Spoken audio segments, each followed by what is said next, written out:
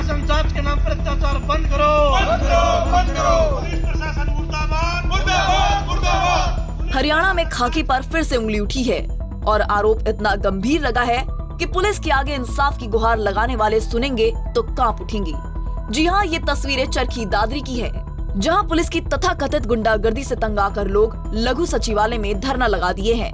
धरने पर बैठे लोगों का कहना है कि उन्होंने आरोपियों को खुद पुलिस के हवाले किया था, मगर फिर भी पुलिस ने उनका फर्जी एनकाउंटर करके गोली भी मारी और उसके बाद कानूनी कार्रवाई करने की धमकी देते हुए 10 लाख रुपए भी ले लिए।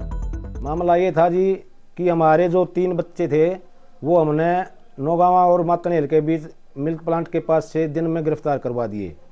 गिरफ्तार करवाने के बाद रात को इन्होंने किस टाइम उस एक बंदे का गोली मार दी, सोनू उर्फ काला का। अगले दिन इन्होंने पैसे की डिमांड करी तो हमने जहाँ यहाँ वहाँ से जैसे भी बना इकट्ठे करके 10 लाख रुपए 500 की 20 गड्डी इनको CIA थाने में दे दिए और इन्होंने बाहर रोड पर आने की ले गए। और इन्होंने जी जो गोली मार के इनकाउंटर दिखाया है पुलिस ने, जब हमने गिरफ्तार करवा दिए थे तो इन्होंने इनकाउंटर नहीं करना चाहिए था। और अब भी पुलिस हमारे ऊपर दबाव बना रही है, बार बार फ़ोन कर रही है, तुम्हारा फिर से वो एप्लीकेशन लग गई है। और जो भी है भांजे के पास भी फ़ोन गया है और परिवार को भी फिर से परेशान करने लगी है।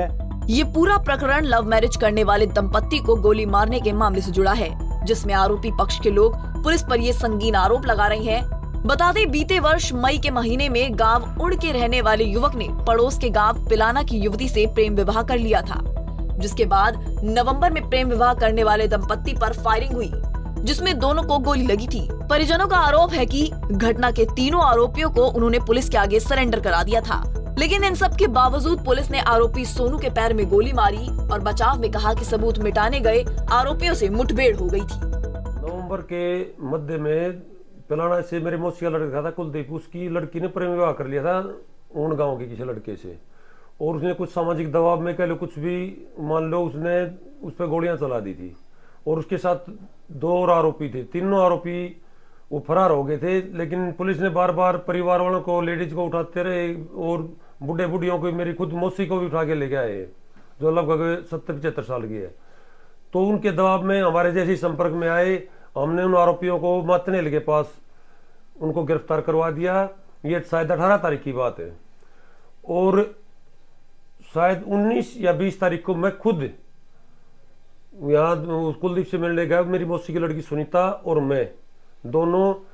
तो उस टाइम पे कुलदीप से मेरी बात हुई, रमा गंदे आदमी तो ने क्या कराया, वो उसने नीचे नाड़ कर ली, कोई वो नहीं बोला। फिर थोड़ी देर बाद बोला भाई ऐसे ऐसे करके एक को बोला रात को ले जाके गोली मार लाए। और ये बलवान नैन जो वहाँ का इंचार्ज है उसके सामने मेरे को बोल रहा है। तो ये बताओ सर, जब पुलिस ही ये काम करने लग जाए, जिससे हमको अपनी सुरक्षा के लिए पुलिस के पास जाते हैं और पुलिस ही ये काम करेगी तो हम न्याय मांगने के लिए और कहां जाएं? अपनी वाह लूटने के लिए, अपना नाम, अपनी फीत बढ़वाने के लिए पुलिस ने फर्जी एनकाउंटर भी दिखाया और डरा धमका के 10 लाख रुपए। ये नहीं कि 1-2 बंदों के पास 5-7 बंदे हैं जो शपथ पत्र भी दे दिए आज, जो जिनके बीच में उन्होंने पैसे लिए हैं। तो ये हालात हैं जी पुलिस के। कल SP मैडम से मिले थे सभी, 2 दिन का टाइम दिया है। 2 दिन में अगर कोई कार्रवाई नहीं हुई तो आर पार की लड़ाई लड़ेंगे जी, चाहे रोड जाम करने पड़ो, चाहे शहर में किसी आम जनता से अपील है भाई हमें किसी तरह न्याय दिलवाया जाए और उसके लिए आर पार की लड़ाई लड़ी जाएगी, चाहे हमें रोड जाम करने पड़ो, चाहे दादरी जाम करनी पड़ो, चाहे कुछ भी करो। पुलिस की कार्रवाई से परेशान परिजनों ने एडवोकेट संजीव तक्षक की अगुवाई में SP से मिलकर फर्जी एनकाउंटर करने व 10 लाख रुपए वसूलने के मामले में उच्च स्तरीय जांच के साथ दोषी पुलिसकर्मियों पर कार्रवाई की मांग की है। परिजनों ने अब लघु सचिवालय के बाहर धरना देना भी शुरू कर दिया है और पुलिस की कार्यप्रणाली पर सवाल उठाते हुए आर पार की लड़ाई लड़ने की चेतावनी दी है। SP साहब को एक शिकायत दी थी कि पुलिस ने फर्जी मुठभेड़ दिखा दी कुछ दिन पहले रानीला पिलाना के आसपास और 10 लाख रुपए हट लिए परिवार से। तो 100% फर्जी मुठभेड़ थी। परिवार के सारे लोग आए हैं जिनके सामने पैसे लिए हैं, जिनके सामने हमने बंदों को पेश किया था। सोनू जिसके ऊपर गोलियां चलाई हैं दिन में पेश कर दिया था, रात को उसको गोली मारी है। तो इस मामले में हमने कल शिकायत दे दी थी। हमने बताया भी था कि तुरंत FIR लॉज हो, ललिता स्टेट ऑफ है ना पंजाब है का मामला है, उसमें सब सुप्रीम कोर्ट ये कहता है 7 जजों का फैसला है कि एफआईआर तो तुरंत होनी चाहिए।